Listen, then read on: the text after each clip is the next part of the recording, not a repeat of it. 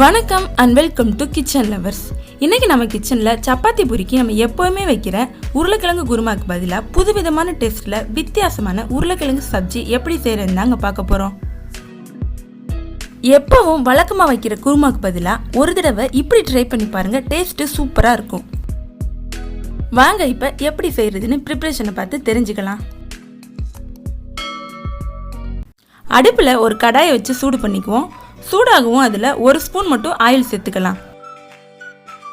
Oil சூடாகவும் அதில் 2 துண்டு பட்டை, 5-6 கிராம்பு, 2 ஸ்பூன் அளவு நிலக்கடலை பருப்பு தோலை எடுத்துட்டு சேர்த்துருக்கேன், 2 ஸ்பூன் மல்லி, 1/2 ஸ்பூன் மிளகு, 1 ஸ்பூன் சீரகம், 1/2 ஸ்பூன் சோம்பு, காரத்துக்கேற்ப 4-5 காஞ்ச மிளகாய் எல்லாம் சேர்த்து நல்லா வறுத்துட்டு இறக்கி ஆற வச்சுக்கலாம். நல்லா ஆறவும் இதை ஒரு மிக்ஸி ஜாருக்கு மாத்திட்டு கூடவே 2 கட் பண்ண தக்காளி, 4-5 பூண்டு, சின்னதா 2 துண்டு இஞ்சி, கொஞ்சம் கருவேப்பிலை, இது எல்லாம் சேர்த்து நல்லா ஃபைன் பேஸ்ட்டாக அரைச்சிக்கலாம். ஒரு கடாயை அடுப்பில் வச்சு 2 ஸ்பூன் அளவு ஆயில் சேர்த்து சூடு பண்ணிக்குவோம். ஆயில் சூடாகவும் அதில் பொடி பொடியாக கட் பண்ண 2 வெங்காயத்தை சேர்த்து நல்லா பொன்னிறமாக வதக்கிக்குவோம். வெங்காயத்தை இந்த அளவுக்கு சின்ன சின்னதாக கட் பண்ணிக்கோங்க. அப்போ தான் வெங்காயம் கிரேவியில் நல்லா மிக்ஸ் ஆகி சாப்பிட டேஸ்ட்டாக இருக்கும். நல்லா வதங்கிருச்சு. இப்போ இதில் 1/2 ஸ்பூன் அளவு கரம் மசாலா சேர்த்துக்குவோம்.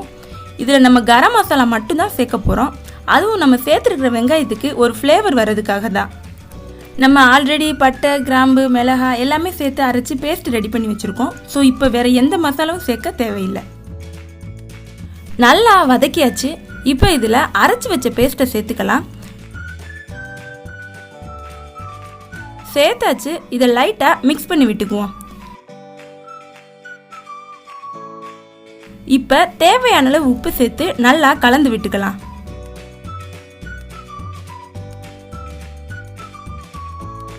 நாலு மீடியம் சைஸ் உருளைக்கிழங்க உப்பு சேர்த்து வேக வச்சு தோலை உரிச்சிட்டு கட் பண்ணி வச்சிருக்கேன். இப்போ அதை உள்ளே சேர்த்து நல்லா மிக்ஸ் பண்ணிக்குவோம்.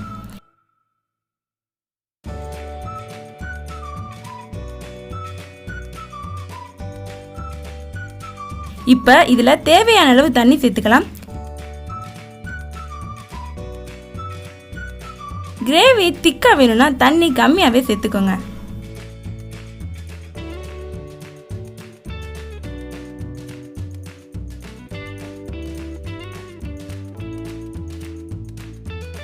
இதை ஒரு மூடி போட்டு மூடி மசாலா வாசம் போகிறதுக்காக ஒரு 2 நிமிஷம் மட்டும் லோ ஃப்ளேமில் கொதிக்க வச்சுக்கலாம்.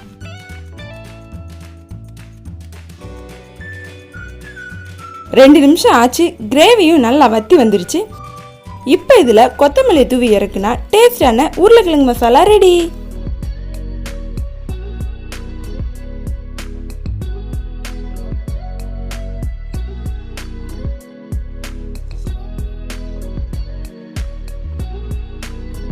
இதை சப்பாத்தி பூரிக்கு மட்டும் இல்லை, இட்லி தோசைக்கு கூட சைடிஷாக வச்சுக்கலாம். பூரி சப்பாத்திக்கு எப்போவுமே ஒரே மாதிரி உருளைக்கிழங்கு கிரேவி செய்யாமல் ஒரு தடவை இப்படி செஞ்சு பாருங்கள். சப்பாத்தி பூரியும் சட்டுன்னு காலி ஆகிடும். இதை கண்டிப்பாக ட்ரை பண்ணி பார்த்துட்டு எப்படி இருந்துச்சுன்னு கமெண்ட்டில் சொல்லுங்கள். இன்னும் நம்ம கிச்சன் லவர்ஸ் சேனலை சப்ஸ்கிரைப் பண்ணலைன்னா சப்ஸ்கிரைப் பண்ணிவிட்டு அந்த பெல் ஐக்கானே ஆளில் வச்சுக்கோங்க. இந்த வீடியோ உங்களுக்கு பிடிச்சிருந்துச்சுன்னா ஒரு லைக்கை கொடுத்துட்டு உங்கள் ஃப்ரெண்ட்ஸ் அண்ட் ஃபேமிலியோட ஷேர் பண்ணுங்கள். இன்னொரு சூப்பரான வீடியோவில் பார்ப்போம். தேங்க்யூ.